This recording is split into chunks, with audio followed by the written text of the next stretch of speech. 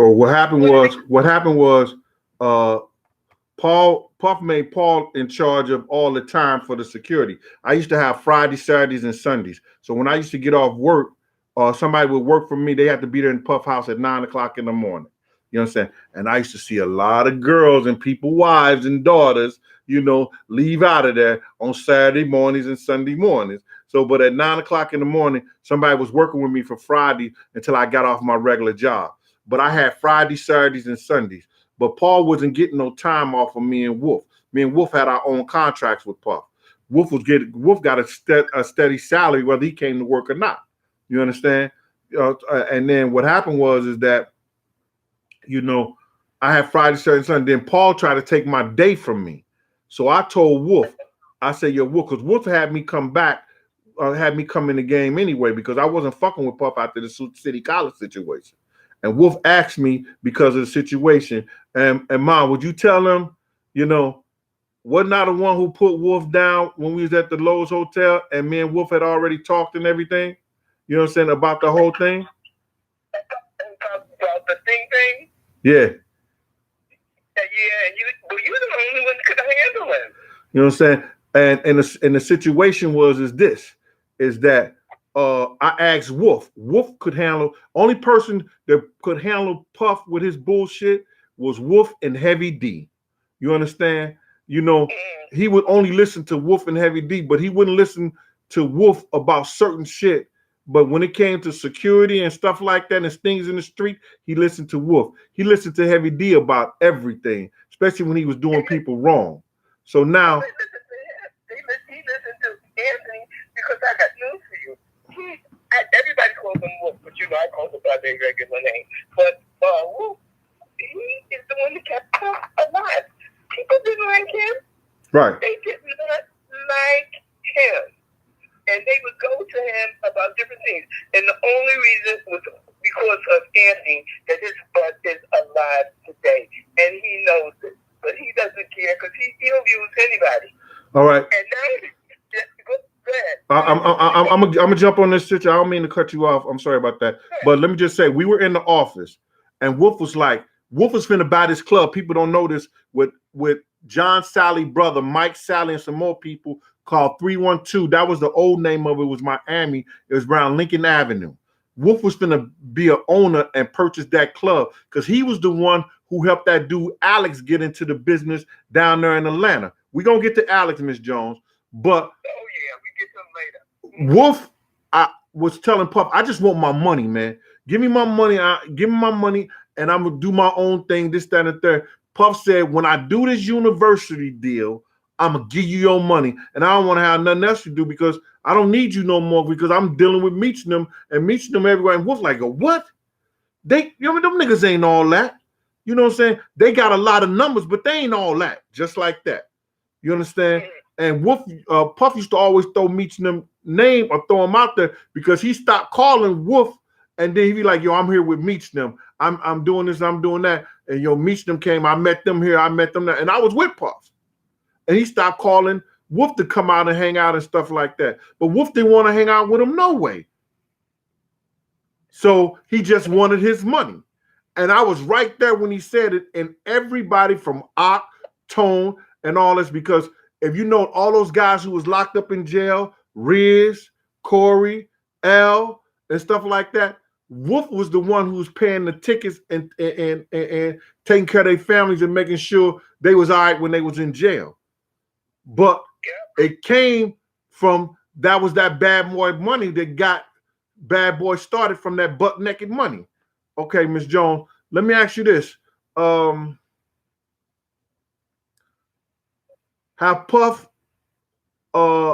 often do Puff call you, or does he call you, or when the last time did he call you? I only spoke to him since Anthony passed. I've only spoke to him directly maybe 3 times. 3 times? The first time when he told me that he had a assistant or whoever it was at that time, I think it was her name was Leah. She called me on the phone, he got on the phone. And I said, look, my son told me that you owed him $300,000. Now, this is right after Anthony died. How long after Anthony died did he have this conversation with you? About a couple of weeks. And what did he say to you? I was just stunned. He said to me, I don't owe him no money. He must have been suffering from delusions of grandeur. I don't owe him no money. And I was like, my eyes were wide, my mouth was open. So I said, okay, if you said so. Then he hung up the phone. Hold up. He asked you, he told you that he didn't owe him no money and he suffered from delusion of grandeur. And what else? I don't remember what else. Oh, I don't remember right now. Oh, then he hung up the, I said, okay, what else was there to say? Then he hung up the phone and called Doc. Okay. He told Doc, yeah, I'm sorry. I had to go in on her because she was talking about some money or something. I knew what it was about. So I didn't believe that he was that rude. So I called me back on the telephone. And he called me Mom. He said, Mom, did Pop just call it and tell you that Anthony the only one smoked weed and he suffered from delusions of grandeur? I said, yes. And I said, wow. Oh, now you just said he told you from Ak, he said that Puff said that the Wolf only wanted to smoke weed and he suffered from delusion of grandeur. Yeah, he totally repeated the same thing to us that he told me. He said, I told him all he wanted to do was smoke weed and he was suffering from delusion of grandeur. I'm sorry, I had to go in on his mother because he was very rude, loud, and nasty. Right. He didn't curse, but he was very rude. And then called me because he didn't believe that he did that. He said, Mom, did Puff just call and tell you that? So. Then they was calling him Puff. And I said, yep, that's exactly. And then I said to me, wow. Like he couldn't believe it. I said, yes, he did. And the only other time he called me that I can remember, he likes to pay for funerals. Does everybody know that? Oh, he paid for the funeral. Okay. Okay. So of course he paid for Anthony's funeral, but he was really afraid of Liverpool. Because, that was the wild one. Yeah. So, as soon as he heard Anthony died, he was in Europe. Shine told him that Terrence died. And he said, I'm sorry to hear about that. And he's good for telling you, I got you. You got you a son. You're going to always have you a son. That's the story he said about Anthony. That's the same thing he said about Terrence. And what do you need or whatever? And I said, just send me 15. He sent the 15, and I didn't hear nothing from him no more after that. So I maybe spoke to him too. If it was a third time within the 16 years, it'd be 16 years in November that I spoke to him. I did see him at the concert. He sent a car for me. Of course, he was going to send a car for me, and he gave me backstage and red tickets wherever I wanted to sit. But then he had Wolf and Riz's picture up on the screen. So I guess he had to do something. So that's the story about that. Other than any other contact, nothing at all. Nothing at all from that. So he never contacted you until he was doing that Bad Boy tour after Wolf's death? Oh, yeah, the last one, the 20-year tour? Yeah, the 20-year tour. The thing. Yeah. That's the only time he contacted you. And let me tell you something. I tried to get in touch with him all kinds of ways. I thanked him for paying for Terrence tour. I took cards down to the place. He never called and said thank you, but that's okay too. And I left a message with Paul, 99 messages with Paul, and he had a cousin that worked security in the building when he had that building. I left his name was Anthony. I left Anthony messages, and I went down there. The cards, happy birthday or whatever. I don't know what kind of card it was, but he never responded. And I had his phone number, and he never responded with that either. Because I was still calling him about the money, but he never responded to the phone call. And that's about it. Paul probably got tired of me. He said, but they were always, you had to check one time. But Anthony... What'd you say? I said, you had to check Paul one time. And why did I check him? Why did I check him though? Because he was on the telephone and I was downstairs talking to you. And I called him on the phone and I said, Paul, I forgot that I called to ask him about. He said, I ain't got time to talk to you. I'm at a funeral and it's my uncle's funeral. And, by the way, it was Eric Von Zipp's funeral. Eric Von Zipp was not his uncle. And Auntie's the one that introduced him to it. So he got loud and rowdy. So he was standing there, but he didn't know he was standing there. So I hung up the phone, and I said, I should go over there and punch him in his face. And Gene said, you said, Gene, you're not going to do nothing doing such a thing. But you said, where's the thing? And it was at Hudson Harbor, that restaurant over by the Hudson River. And what I do? You went over there, and he was pulling his smile, so, hi, what's up? And you put him in the corner, and you jacked him in the corner. And I made him do what? And what I make him do? Apologize. I made him call you and apologize, didn't I? Yes, because he tried to say it off and say, oh, she misunderstood me. I didn't say it like that. And you told him, don't even start to lie because I heard you on the telephone. I was right there. I was right there. So he couldn't, but other than that, with him, it was okay. He was always polite or whatever, but you checked him right there. Hey, Miss Jones, I want to thank you for your time. I'm going to look on this right here because I don't want to keep you here real long, man. And I'm going to tell the people about, what Corey did, and I'm going to tell them about that whole situation. And I'm going to bring the people up to date on it and everything like that. And Puff want to be Mr. Harlem. Nobody in Harlem. Let him name 3 people that he know in Harlem. Okay? That he grew up with. Big Harlem on his sweatshirt, and don't nobody know him. And the school down there is not doing well at all. Oh, his school? So, his school? Oh, Miss Jones is an ex-educator from New York City. She was an ex-school teacher. You know what I'm saying? Yeah. And Wolfman went to private schools and everything like that. They were both very intelligent and scored high on all. I had their numbers and stuff like they scored high on all the tests that they ever taken. You understand? So they were both educated boys. They just like hood shit. They just like the hood. Education was a game.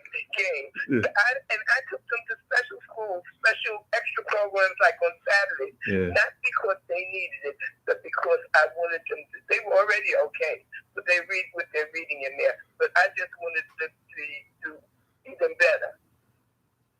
All right. Well, Ms. Jones, I'm going to cut you off right there. I really appreciate your time. And then we're going to elaborate a little bit more. And I'm going to give you a call later. Take care, Mama.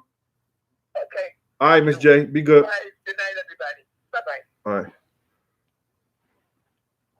Yo, I wish I could hear some of y'all response. I'm sitting there looking at it and everything like that. And I know had to check me, said I was cutting her off and stuff like that. You're right. And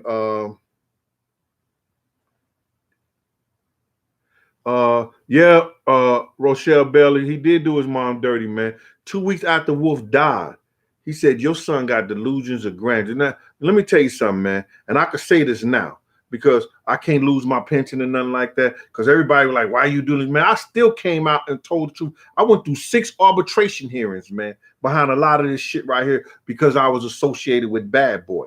You understand? And Puff ain't never paid nothing for me. He ain't have to pay nothing for me. You understand? It would have been good, yeah, but I made it through my own. You understand? And let me stop right there, and we're gonna come back to this. Let me get through this Uncle Gene section right here, because we already 35 minutes into the program, right? Yo, I wanted to talk about this, man. And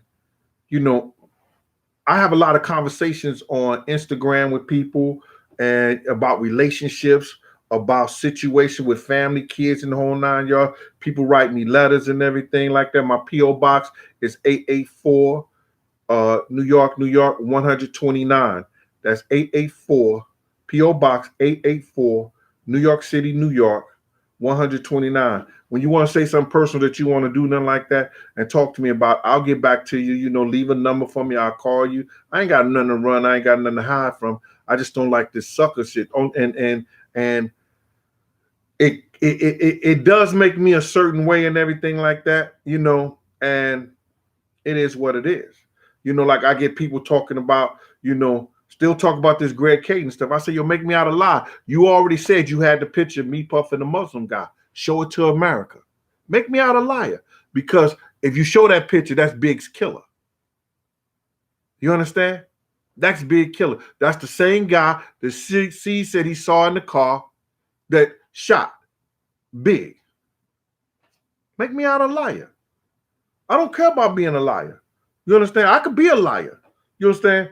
If the liar if you talking about Amir Muhammad didn't walk up to me, I'll be that liar. If that dude wasn't Amir Muhammad, show the world.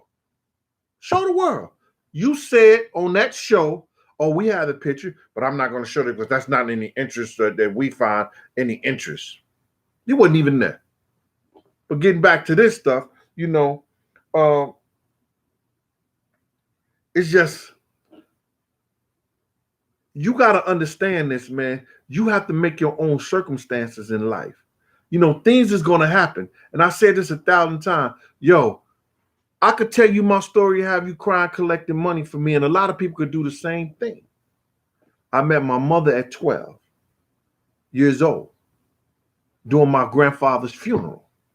I met my father at 16 because I told my mother, I'm not going to do none of this. I'm not going to college. I'm not doing no school because all these all these coaches was coming at me, wanting me to play college ball and everything like that. And I said, I'm not going to college. I say, because I'm doing something that nobody in your whole family ever did. You understand? The men in our family wasn't doing that. They was pimps and in the street doing drugs, selling drugs and doing all this other stuff. You understand? So I'm getting these genes and I'm doing good in school. I'm getting these genes from somebody. You understand? And you won't tell me who my real father is. You understand? My real father came up to the school at Wellston and saw me play against Lovejoy. That's the first time we ever beat Lovejoy, Illinois. That's the first time Wellston had ever beat them. They had a 7-footer on their team called Barry Sanders. They played at Louisville. I played them at Louisville when we played them in the third round in the NIT, and they beat us by 6 or 9 points or something like that. Right? But I met my father at 16 years old. All right. I was kicked out of every school in St. Louis when I was younger and kicked out of Wellston School District. Went to Chicago to live with my Michelle Brown over there at 6454 South Evans. And then the Chicago school system wouldn't let me in because my record said I was expelled from St. Louis. So I had to go back. I stayed there for about a year. Then I had to go back to St. Louis. I was out of school. I had to go back to St. Louis. They had to put me in a school, but they put me in one of those behavior modification schools. You understand? Where you really got to get it on there. You fighting every day. The teacher's crazy. Everybody crazy. I was like, yo, man, I'm getting myself together. And that helped. And I got myself together. And I went back to regular school. Right. And that point on, I said, I'm not going to hang with nobody. I'm going to be by myself. I'm going to do what I need to do. I'm going to do what I have to do. You understand? To do the right thing. And I changed all the circumstances about myself. I changed all my circumstances. I started going to class. I stopped being with people. You know, I still hang around, you know, have a little fun doing recess and stuff like that, whatever like that. But I stopped doing all the crazy stuff that I was doing because this teacher in junior high school, his name was Mr. Taylor. He said that I put the teacher's lounge on fire and I helped these dudes stabbed up this other guy. And they put me in Clayton for about 6 months. And I hadn't did none of that. He saw me running from the situation because I didn't want to be a part of it.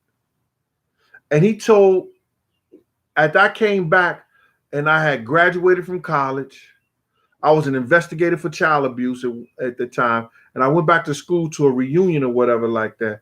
And you know, this man told me, and he said, I said, Mr. Teller, I didn't do that stuff that you said that I did. He said, I know, but you had influence on a lot of kids. And at that time I was thinking if I got rid of you, I could save the other kids. If you get rid of me, you gonna say to other kids.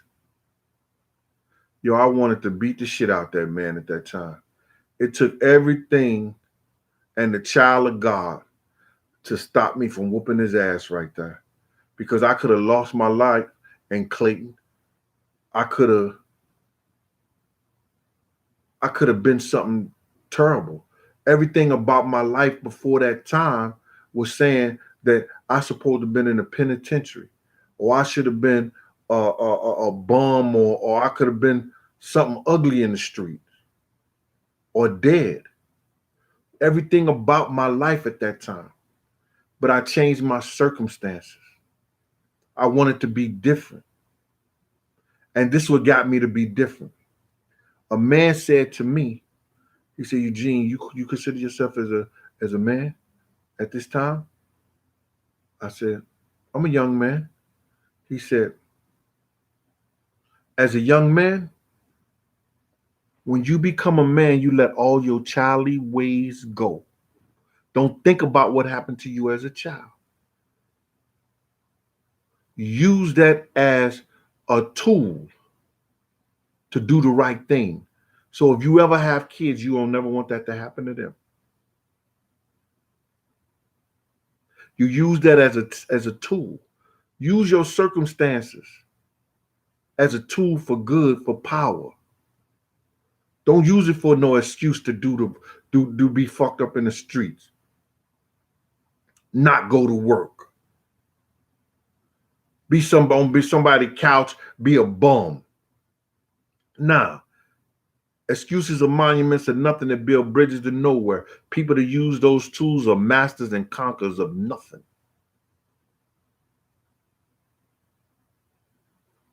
Be something. Do something with your life. Don't be the statistic that they got us set up to be, man. Because I was in the office the other day with my autonomous or whatever. Um, and she said that, you're gonna in 10 years, you're not gonna have no vision in your left eye. I was like, damn, it had me twisted. So I'm gonna try to see all the shit I can see in this eye, for the next 10 years. Because I had nerve damage.